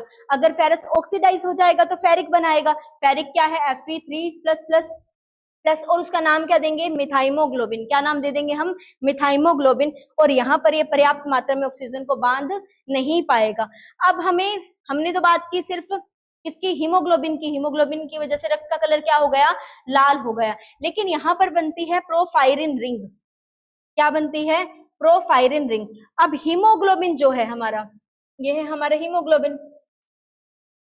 हीमोग्लोबिन और हीमोग्लोबिन का जो मॉलिक्यूल है, ऐसे किस मॉलिक्यूल से मैच करता है, बिल्कुल सेम स्ट्रक्चर किसके, किस मॉलिक्यूल से मिलता है, इसका क्लोरोफिल से। किससे, क्लोरोफिल से। और इस रिंग को हम बोलते हैं प्रोफायरिन रिंग। क्या बोलते हैं, प्रोफायरिन रिंग। इस रिंग को हम क्या बोलते हैं, प्रोफायरिन रिंग। अब हमें याद रखना है, हीमोग्लोबिन का जो मॉलिक्यूल है बिल्कुल रिसेंबल करता है किससे, क्लोरोफिल से। लेकिन क्लोरोफिल का कलर क्या है, ग्रीन है। क्लोरोफिल का कलर क्या है, ग्रीन है। हीमोग्लोबिन का क्या हो गया, रेड हो गया। क्यों, क्योंकि because of their central atom, because of their central atom. अब सेंट्रल एटम की वजह से कैसे हुआ, यहाँ पर इन दोनों की रिंग्स क्या है, बिल्कुल सेम है, प्रोफायरिन रिंग, यानी कि इनका structure as it is same है, लेकिन इसका सेंट्रल एटम क्या हो गया, अलग हो गया। हीमोग्लोबिन का सेंट्रल एटम क्या था, आयरन था। ड्यू टू आयरन इसका कलर क्या हो गया, रेड हो गया। लेकिन यहाँ पर अगर हम देखें क्लोरोफिल का सेंट्रल एटम क्या है, तो यहाँ पर इसका सेंट्रल एटम क्या है, मैग्नीशियम है। क्या है, मैग्नीशियम है। इसकी वजह से क्लोरोफिल का कलर क्या हो गया, ग्रीन हो गया। तो सिर्फ सेंट्रल एटम बदलता है। क्या बदलता है, सेंट्रल एटम बदलता है, और उसी की वजह से डिसाइड होगा कि किस जीव के रंग का कलर जो है क्या दिखाई देगा। फॉर एग्जाम्पल हम देखेंगे किसको, जो इनवर्टिब्रेट है, यानी कि ऑक्टोपस का अगर एग्जाम्पल लें, किसका एग्जाम्पल लें, ऑक्टोपस का एग्जाम्पल लें फॉर एग्जाम्पल। ठीक है, मोलस्क है एक टाइप का। ठीक है, मोलस्का संघ का हिस्सा है और इनवर्टिब्रेट है ऑक्टोपस। तो इसके ब्लड का कलर क्या है, इसके ब्लड का कलर क्या होता है, नीला होता है। क्या होता है, नीला, यानी कि ब्लू होता है। अब ब्लू क्यों होता है, यहाँ पर प्रेजेंट होता है हीमोसाइनिन। हीमोसाइनिन। अब इसके ब्लड में क्या प्रेजेंट है, इसके ब्लड में प्रेजेंट है हीमोसाइनिन। हीमोसाइनिन इसका सेंट्रल एटम क्या है, तो यहाँ पर प्रेजेंट है, हम याद रखेंगे, यहाँ पर प्रेजेंट है कॉपर। यहाँ पर क्या प्रेजेंट है, कॉपर प्रेजेंट है, और कॉपर का कलर क्या होता है, नीला होता है, इस वजह से हीमोसाइनिन के कारण, यानी कि कॉपर जो इसका सेंट्रल एटम क्या होगा, कॉपर होगा, इसकी वजह से जो हमारा ऑक्टोपस है इसके जो रक्त का कलर क्या हो जाएगा, ब्लू यानी कि नीला हो जाएगा, due to present of which pigment, haemocyanin present है, यहाँ पर क्या प्रेजेंट है, हीमोसाइनिन प्रेजेंट है, और कॉपर की वजह से इसका कलर क्या हो जाएगा, यहाँ पर ब्लू कलर का यहाँ पर दिखेगा, और यहाँ पर सेंट्रल एटम क्या होगा हमारा, बिल्कुल क्या हो जाएगा, यहाँ पर ब्लू हो जाएगा, यानी कि कॉपर हो जाएगा, क्या हो जाएगा, कॉपर हो जाएगा। हीमोग्लोबिन का मॉलिक्यूल किसके मॉलिक्यूल से बिल्कुल रिसेंबल करता है, क्लोरोफिल से, लेकिन इनका सेंट्रल एटम अलग होने की वजह से इनका कलर क्या हो जाता है, अलग। क्लोरोफिल का सेंट्रल एटम क्या है, मैग्नीशियम, तो यहाँ पर इसकी वजह से इसका कलर क्या है, ग्रीन। यहाँ पर सेंट्रल एटम क्या है, आयरन, इसकी वजह से इसका कलर क्या है, रेड। यहाँ पर क्या प्रेजेंट है, हीमोग्लोबिन में सेंट्रल एटम है आयरन, कौन सा आयरन, फेरस वाला, कौन सा आयरन, फेरस वाला, Fe++, कौन सा, Fe++, कौन सा, फेरस प्रेजेंट है, याद रखेंगे, और ऑक्सीडाइज होकर के क्या बना देता है, ये फेरिक बना देता है, तो यहाँ पर ऑक्सीजन बनती है किससे, हीमोग्लोबिन से बंधकर थ्रू आउट द बॉडी क्या होती है, सर्कुलेट होती है। होप यहाँ पर ये कॉन्सेप्ट आपको क्लियर हुआ होगा। नेक्स्ट हम पढ़ेंगे आगे,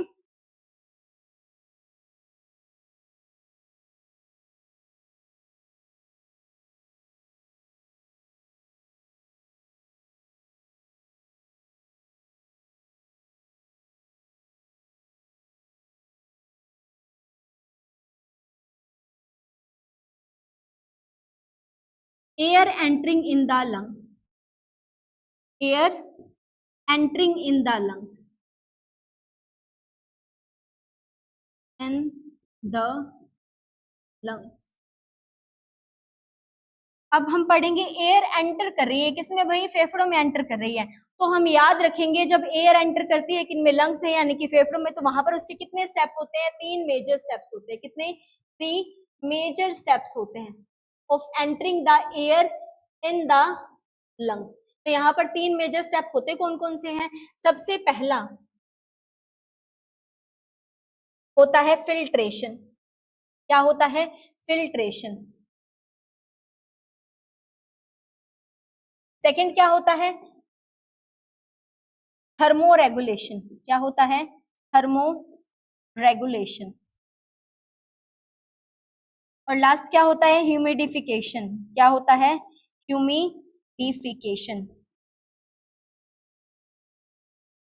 ठीक है, तो सबसे पहला क्या होता है, यहाँ पर सबसे पहला होता है हमारा फिल्ट्रेशन, सेकंड क्या होता है, that is thermo regulation, and last क्या होता है, humidification.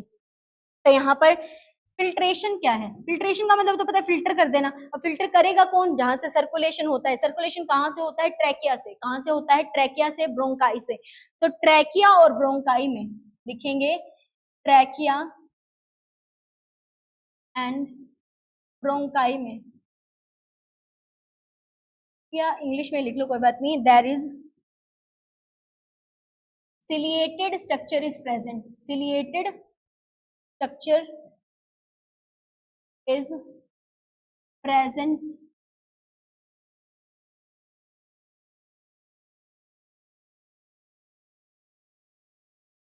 in trachea and bronchi, trachea and bronchi,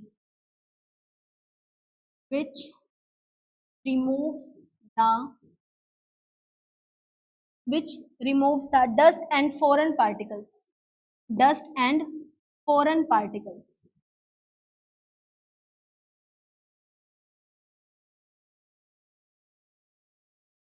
ciliated structure का मतलब क्या है, सीलिया यानी कि हेयर लाइक स्ट्रक्चर प्रेजेंट होता है कहां पर, ट्रैकिया पर और ब्रोंकाई पर। वो करता क्या है, फिल्टर करता है एयर को, क्या करता है, फिल्टर करता है किसको, एयर को फिल्टर करता है। जो भी हम सांस लेंगे उसमें फॉरेन पार्टिकल्स भी होंगे, डस्ट पार्टिकल्स भी होंगे, अगर वो हमारे फेफड़ों तक पहुंच गए तो क्या हो जाएगा, तो क्या हो जाएगा, इन्फेक्शन हो सकता है, क्या हो सकता है, इन्फेक्शन हो सकता है।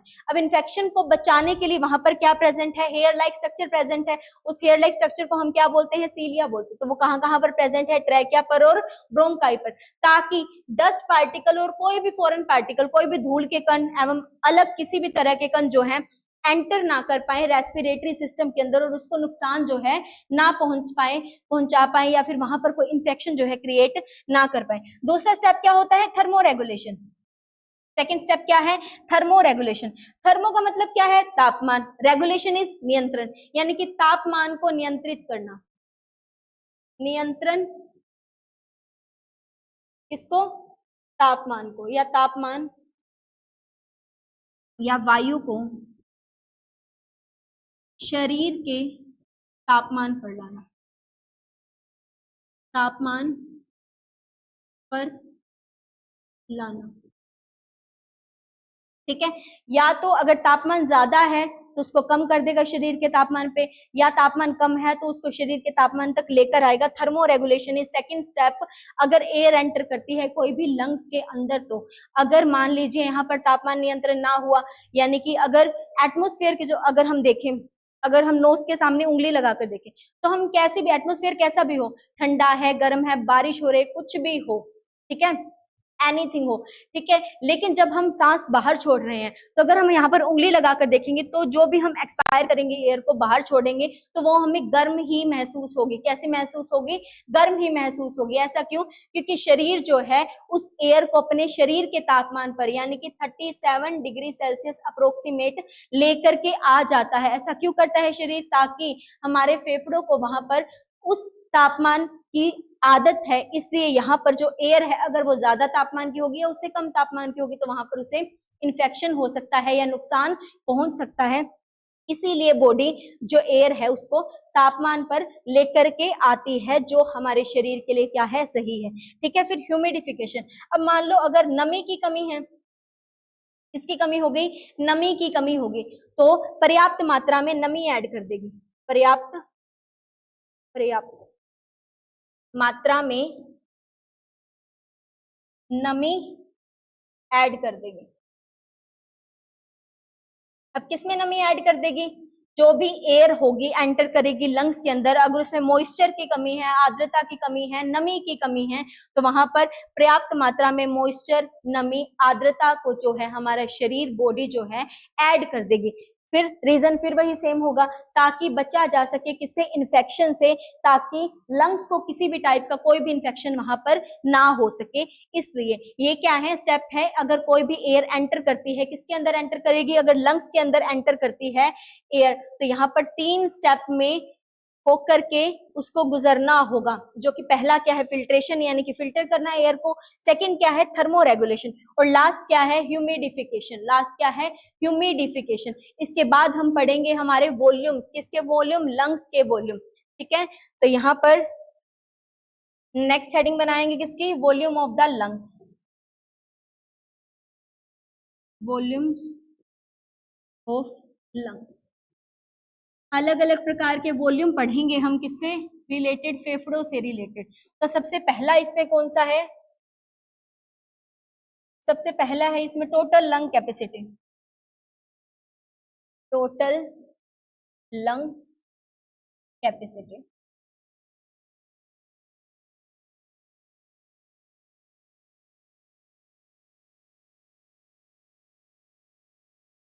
Total lung capacity.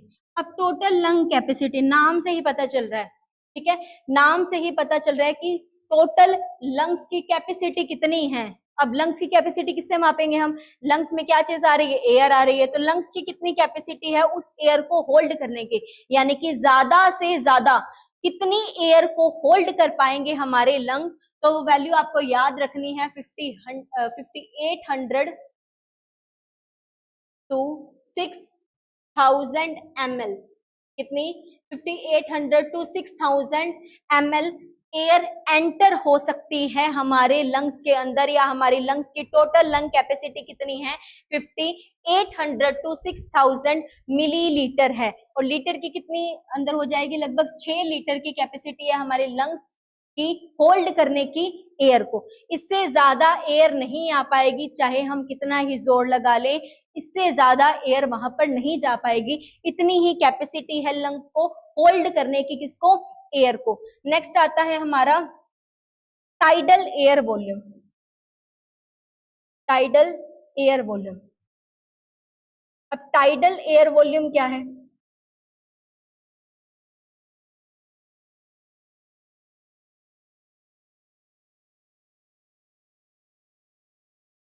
वायु की सामान्य दर। टाइडल एयर वॉल्यूम क्या होता है? वायु की सामान्य दर। सामान्य दर। अब वायु की सामान्य दर से क्या तात्पर्य है? यानी कि हम नॉर्मली अगर कुछ सोच नहीं रहे हैं कि हमें ज्यादा एयर एंटर करवानी है लंग्स के अंदर या हमें ज्यादा एक्सपायर करवानी है एयर लंग्स से, ठीक है, अगर हम नॉर्मल सांस ले रहे हैं यानी कि इंस्पायर कर रहे हैं एयर को और बाहर छोड़ रहे हैं सांस को, ठीक है, तो वहां पर कितनी दर रहेगी एयर की? तो वो रहती है हमारी 500 ml। कितनी होती है? 500 ml दिखेगी। कितनी हो जाएगी? 500 ml। वायु की सामान्य दर कितनी रहती है लंग्स के अंदर जब हम सांस नॉर्मली ले रहे हैं और सांस को बाहर छोड़ रहे हैं बिना किसी बल को यूज किए कि हमें कोई एक्स्ट्रा वॉल्यूम उसमें ऐड करना है या उस वॉल्यूम को क्या करना है? कम करना है। तो कितनी दर रहती है यहाँ पर वायु की? कितनी लंग्स के अंदर रहती है? 500 ml। कितनी रहती है?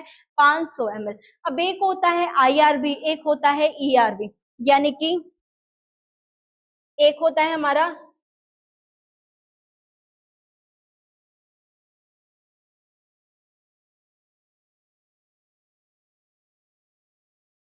हमारा inspiratory reserve volume. Inspiratory reserve volume. और एक होता है हमारा एक्सपिरेटरी रिजर्व वॉल्यूम। एक होता है हमारा इंस्पिरेटरी रिजर्व वॉल्यूम और एक होता है हमारा एक्सपिरेटरी रिजर्व वॉल्यूम।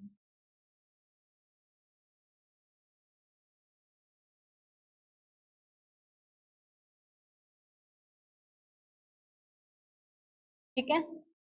अब एक होता है IRV, देन ERV। इंस्पिरेटरी का मतलब क्या है? सांस अंदर लेना। एक्सपिरेटरी का मतलब क्या है? सांस बाहर छोड़ना। इंस्पिरेटरी से क्या तात्पर्य? अगर इंस्पिरेटरी में हम देखें तो इंस्पिरेटरी का मतलब क्या है? यानी कि वायु की वह अतिरिक्त मात्रा क्या हो जाएगी? वायु की वह अतिरिक्त मात्रा, अतिरिक्त मात्रा जो बलपूर्वक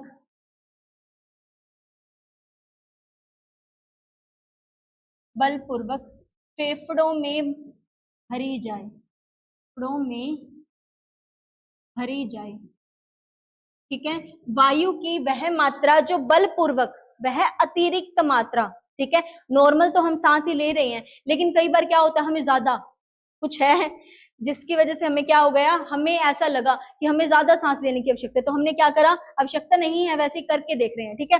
अतिरिक्त मात्रा, वायु की वह अतिरिक्त मात्रा जो एक मनुष्य बलपूर्वक फेफड़ों में भर रहा है, जरूरत नहीं है उसकी, बलपूर्वक भर रहा है, तो कितनी भर सकते हैं? बलपूर्वक भी भर सकते हैं हम भी 2,500 से 3,000, 2,500 से 3,000 ml भर सकते हैं। यानी कि नॉर्मल कितनी थी? 500 ml, लेकिन ज्यादा भी अगर बल लगाएं, पूरा जोर लगा दे तो भी कितनी भर सकते हैं? 2,500 से 3,000 ml भर सकते हैं। उससे ज्यादा जवाब दे जाएंगे फेफड़े, होल्ड नहीं करेंगे, ठीक है। कुछ भी कर लो, इससे ज्यादा होल्ड नहीं करेंगे, इतनी उसकी कैपेसिटी है। इंस्पिरेटरी रिजर्व वॉल्यूम है, यानी कि सांस लेकर कितनी अतिरिक्त मात्रा को स्टोर कर सकते हैं? 2,500 से 3,000 ml को स्टोर कर सकते हैं। और अब एक्सपिरेटरी देखेंगे, यानी कि वायु की वह अतिरिक्त मात्रा, ये क्या हो जाएगी भाई? वायु की वह अतिरिक्त मात्रा, वायु की वह अतिरिक्त मात्रा, वायु की वह अतिरिक्त मात्रा जो बलपूर्वक, यहां पर भी किसका इस्तेमाल हो रहा है? बल का भाई। बलपूर्वक फेफड़ों से बाहर निकाली जाए, बाहर निकाली जाए।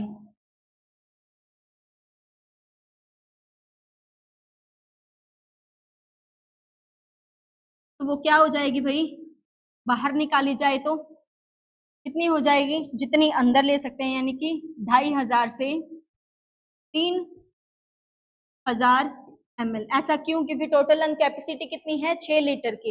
इंस्पिरेटरी और एक्सपिरेटरी का प्लस करके कितना होगा? 6 लीटर तकरीबन हो जाएगा। इसीलिए बलपूर्वक ऐड करना भी चाहे तो कितनी कर सकते हैं? लगभग 3000 ml। और बलपूर्वक बाहर निकालना भी चाहे, चाहे पूरी निकाल दे, ठीक है, फिर भी कितनी हो जाएगी वो? 3000 ml। पूरी तो निकल ही नहीं पाती, क्योंकि यहाँ पर क्या होता है? रेसिजुअल वॉल्यूम भी होता है। यहाँ पर क्या होता है? यहाँ पर रेसिजुअल वॉल्यूम होता है भाई। कौन सा वॉल्यूम? रेसिजुअल वॉल्यूम। रेसिजुअल वॉल्यूम। रेसिजुअल वॉल्यूम का मतलब क्या होता है भाई? इतनी मात्रा, कितनी मात्रा जो फेफड़ों में रहेगी, बल लगा लो, जोर लगा लो, एडी चोटी का जोर लगा ले, तब भी उतनी मात्रा जो है फेफड़ों में रहेगी, वो बाहर नहीं निकलेगी। कितनी होती है? 1200 ml। 1200 ml एयर हर वक्त फेफड़ों में रहती है। कितना भी एडी चोटी का जोर लगा ले, ये मात्रा फेफड़ों से हम खाली नहीं कर पाएंगे। कुछ भी कर ले, ये मात्रा वहीं रहेगी, फेफड़ों से बाहर इसको नहीं निकाल पाएंगे। और इस टर्मिनोलॉजी को हम क्या बोलते हैं? रेसिजुअल वॉल्यूम। क्या बोलते हैं? रेसिजुअल वॉल्यूम बोलते हैं। यानी कि रेसिजुअल वॉल्यूम की डेफिनेशन क्या बन जाएगी? वह मात्रा जिसको, वह मात्रा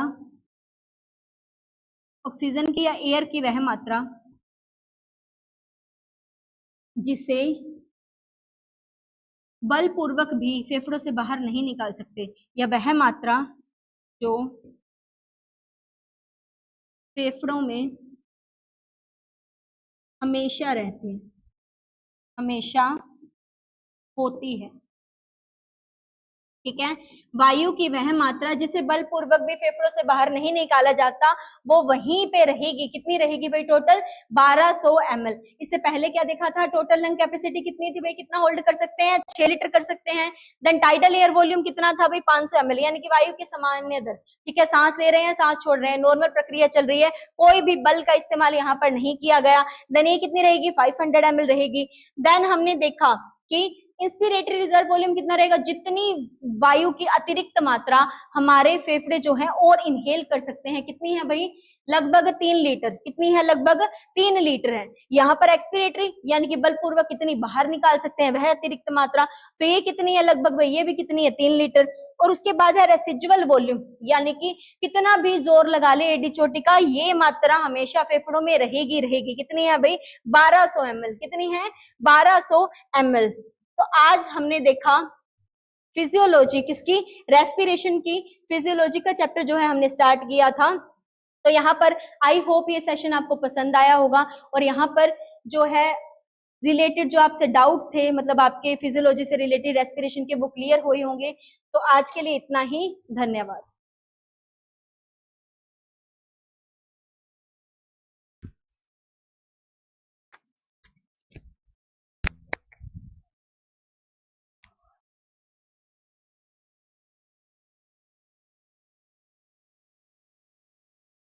हेलो।